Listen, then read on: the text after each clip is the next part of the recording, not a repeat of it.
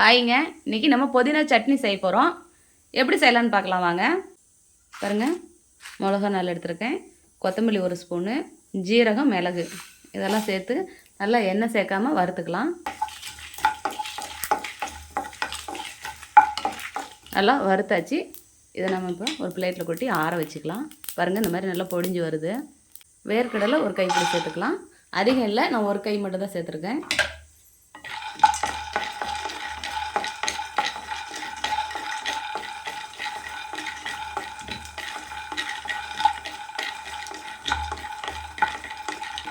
நல்லா தோசைக்கு சுட சாதத்துக்கு செம சூப்பராக இருக்கும். அந்த மாதிரி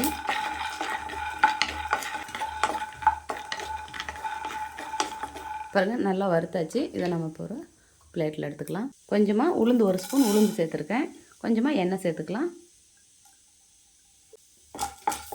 நல்லா இந்த எண்ணெயிலே வறுத்துக்கலாம்.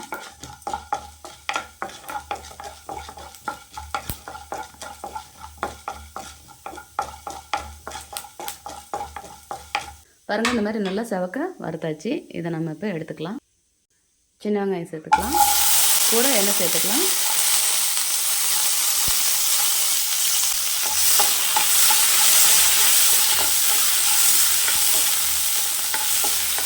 இது கூட நம்ம புதினா சேர்த்துக்கலாம். நல்லா ஒரு கைப்பிடி, ஒரு அரைக்கட்டு புதினா எடுத்துருக்கேன்.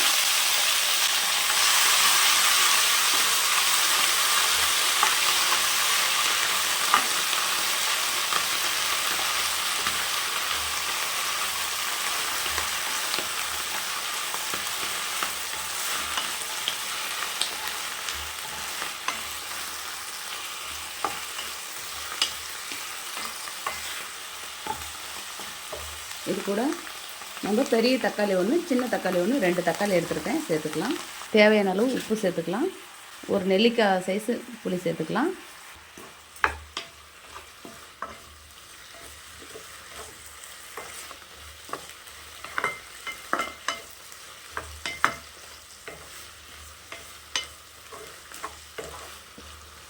இது நல்லா வதங்கட்டும்.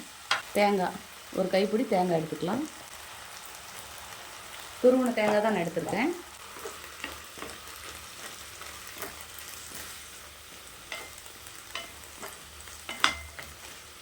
நல்லா வதங்கட்டும்.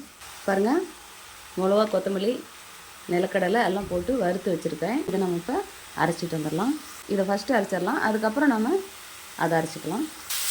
பாருங்கள், தண்ணி சேர்க்காமல் நம்ம நல்லா வதக்கியாச்சு. இதை நம்ம இப்போ ஆற வச்சு அரைச்சிட்டு வந்துடலாம். பேன் வச்சாச்சு, எண்ணெய் ஊற்றிக்கலாம். கடுகு, உளுத்தம் பருப்பு போட்டுக்கலாம்.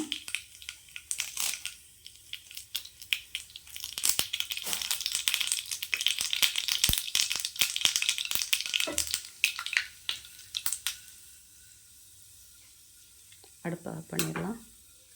கருவேப்பிலை போட்டுக்கலாம். பாருங்கள், சூப்பரான புதினா துவையல் ரெடி ஆயிடுச்சு. இதே மாதிரி நீங்களும் உங்கள் வீட்டில் செஞ்சு பாருங்கள். செஞ்சு பார்த்துட்டு எப்படி இருக்குன்னு எனக்கு ஒரு கமெண்ட் பண்ணுங்கள், லைக் பண்ணுங்கள், ஷேர் பண்ணுங்கள், ஒரு சப்ஸ்கிரைப் பண்ணிடுங்க.